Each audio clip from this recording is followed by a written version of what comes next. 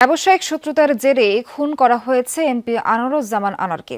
এ বিষয়ে অনেকটাই নিশ্চিত সিআইডি ও বিধাননগর পুলিশ। পাশাপাশি বাকি বিষয়গুলো খতিয়ে দেখা হচ্ছে।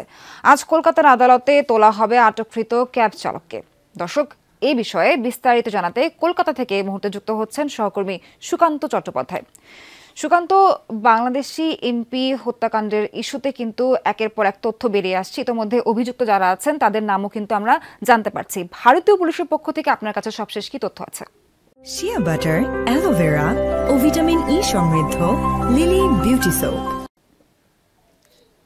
দেখুন, গতকাল রাত পর্যন্ত কিন্তু দফায় দফায় সিআইডি এবং এসটিএফ তারা কিন্তু এই সাংসদ হত্যার বিষয়টি নিয়ে মিটিং করেন এবং যে সমস্ত নথি তারা এখনো পর্যন্ত সংগ্রহ করেছেন, যে ঘর থেকে প্লাস্টিক অর্থাৎ কালো রঙের কিছু প্লাস্টিক পলিথিনের ব্যাগ উদ্ধার করেছে, যার মধ্যে করে তার দেহাংশ পাচার করা হয়েছে এমনটাই ধারণা গোয়েন্দাদের, যারা তদন্তকারী আধিকারিক। পাশাপাশি যে ক্যাব চালক যে গাড়িতে করে এই দেহাংশ বিভিন্ন জায়গায় ফেলা হয়েছে, সেই ক্যাব চালককে তারা কিন্তু আটক করেছে। তাকে এখনো পর্যন্ত গ্রেফতার দেখানো হয়নি। যদি তাকে গ্রেফতার করা হয় তাহলে কিন্তু এই বারাসাত জেলা আদালতে তাকে আনা হবে। সেই বারাসাত জেলা আদালতের, আমি আমার ভিডিও জার্নালিস্টকে দেখাবার কথা বলবো যে সেই বারাসাত জেলা আদালতের যে কোর্ট লকআপ, এখানেই আনা হবে। এবং যেহেতু আজকে বুদ্ধ পূর্ণিমা, ভারতের জাতীয় একটা ছুটি রয়েছে, সেহেতু কিন্তু এই বারাসাত জেলা আদালত দুপুর 2টোর সময় বসবেন, বিচারক আসবেন দুপুর 2টোর সময় এবং আসামিদের আনা হবে 12:30 1টার সময়। স্বাভাবিকভাবেই কিন্তু এই তদন্ত, যারা এই ক্যাবের মধ্যে একজন নারী ছিলেন, সেই নারীকে যতক্ষণ পর্যন্ত এখানে পাওয়া যাচ্ছে না, ততক্ষণ পর্যন্ত কোথায় কোথায় তার দেহাংশ ফেলা গিয়েছে সেটা কিন্তু এখনো পর্যন্ত নিশ্চিত নন।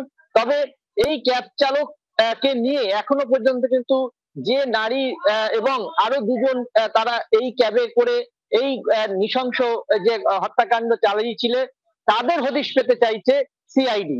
এখন প্রশ্ন হচ্ছে যে এই যে আবাসনে যে ভাড়া নিয়েছিল 1 মাস আগে, যিনি মার্কিন যুক্তরাষ্ট্রে পালিয়ে গিয়েছেন, তারও কিন্তু সঙ্গে যে ফ্ল্যাটের যে মালিক, তিনি পশ্চিমবঙ্গের বাসিন্দা এবং পশ্চিমবঙ্গ রাজ্য সরকারের এক্সাইজ ডিপার্টমেন্টের কিন্তু তিনি একজন আধিকারিক। তাকেও কিন্তু জিজ্ঞাসাবাদ করা হচ্ছে যে এই যে আখতারুজ্জামান যিনি পলাতক, তার সঙ্গে তার সম্পর্ক কি করে হলো। এবং প্রথম এমপি যিনি বরানগরে যার বাড়িতে উঠেছিলেন, যে গোপাল বিশ্বাস, তাকেও কিন্তু জিজ্ঞাসাবাদের আওতায় আনা হচ্ছে। তার কারণ এই যে গোটা ঘটনাটি একটি স্বর্ণ পাচারের যে চক্র, সেই চক্রের ফাঁদে পড়েছিলেন সাংসদ, এবং তার জেরেই কিন্তু খুন। একটি 200 কোটি টাকার প্রজেক্টের আলোচনার বিষয় নিয়ে কিন্তু তাকে ডাকা হয়েছিল এই নিউ টাউনের ফ্ল্যাটে, তারপরেই তিনি খুন হন। সুকান্ত, আপনাকে ধন্যবাদ তথ্য দিয়ে আমাদের সঙ্গে থাকার জন্য।